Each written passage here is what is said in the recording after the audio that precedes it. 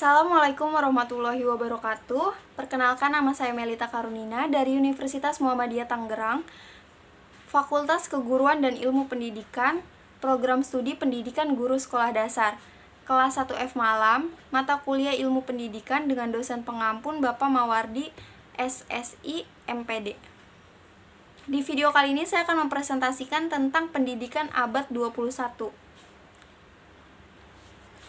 Pendidikan abad 21, globalisasi dan pendidikan. Globalisasi berawal dari niat negara-negara industri maju untuk menghasilkan produk-produk yang memiliki nilai tambah tinggi dengan muatan ilmu dan teknologi mutakhir. Implikasinya adalah munculnya ekonomi pengetahuan, yakni ekonomi yang dasarnya dan atau produknya yang pada umumnya melibatkan kegiatan penelitian-penelitian yang dilakukan di perguruan tinggi ataupun lembaga penelitian. Ciri-ciri atau karakteristik pendidikan abad 21. Yang pertama, pendidikan berada di masa pengetahuan dengan percepatan peningkatan pengetahuan yang luar biasa. Yang kedua, information superhighway atau percepatan peningkatan pengetahuan didukung oleh penerapan media dan teknologi digital. Yang ketiga, semakin cepatnya informasi terdistribusi ke seluruh penjuru dunia. Yang keempat, pendidikan menjadi semakin penting untuk menjamin peserta didik memiliki keterampilan belajar dan berinovasi, keterampilan menggunakan teknologi dan media informasi, serta dapat bekerja dan bertahan menggunakan kemampuan untuk hidup, atau life skills. Dampak-dampak negatif globalisasi yang bisa menjadi ancaman diantaranya ancaman terhadap budaya bangsa yang ditandai dengan lahirnya budaya-budaya global, di mana unsur-unsur budaya global melalui sarana informasi memasuki budaya lokal dan lunturnya identitas bangsa. Paradigma dan tujuan nasional pendidikan abad 21. Saat ini pendidikan berada di masa pengetahuan, knowledge age. Percepatan peningkatan pengetahuan didukung oleh penerapan media dan teknologi digital yang disebut dengan information superhighway.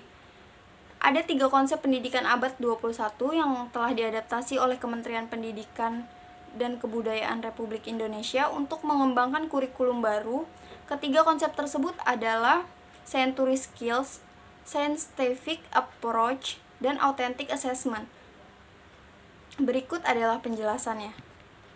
Yang pertama, konsep keterampilan abad 21. Keterampilan yang dimaksud di sini ada 3, yaitu life and career skill, yang kedua learning and innovation skills, dan yang ketiga information media and technology skills.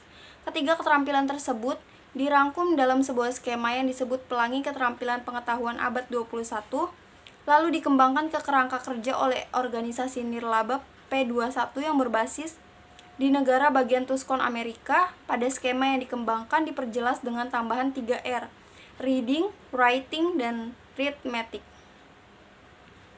Selanjutnya ada konsep pendekatan saintifik.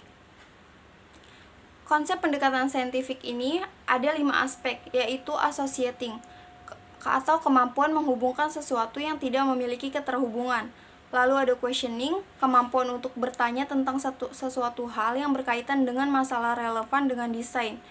Yang selanjutnya ada observing, kemampuan mengamati sekitar dengan teliti. Lalu networking, meluangkan banyak waktu untuk menemukan sesuatu yang baru. Dan yang terakhir ada experimenting, inovator secara konstan mencoba mengimplementasikan gagasan baru. Lalu konsep yang terakhir adalah konsep penilaian autentik. Penilaian autentik adalah pengukuran yang bermakna secara signifikan atas hasil belajar peserta didik untuk ranah sikap, keterampilan, dan pengetahuan. 4 pilar pendidikan menurut UNESCO. Yang pertama ada learning to know. Dalam pilar ini dimaknai sebagai upaya hanya sebatas untuk mengetahui. Learning to know atau learning to learn mengandung pengertian bahwa belajar itu pada dasarnya tidak hanya berorientasi kepada hasil atau produk atau hasil belajar, tetapi juga harus berorientasi kepada proses belajarnya. Lalu yang kedua ada learning to do, belajar untuk melakukan. Pendidikan juga merupakan proses belajar untuk bisa melakukan sesuatu. Dalam pilar ini, belajar dimaknai sebagai upaya untuk membuat peserta didik bukan hanya mengetahui, mendengar, dan melihat dengan tujuan akumulasi pengetahuan, tetapi lebih kepada dapat melakukan, terampil berbuat, atau mengerjakan kegiatan sehingga menghasilkan sesuatu yang bermakna bagi kehidupannya.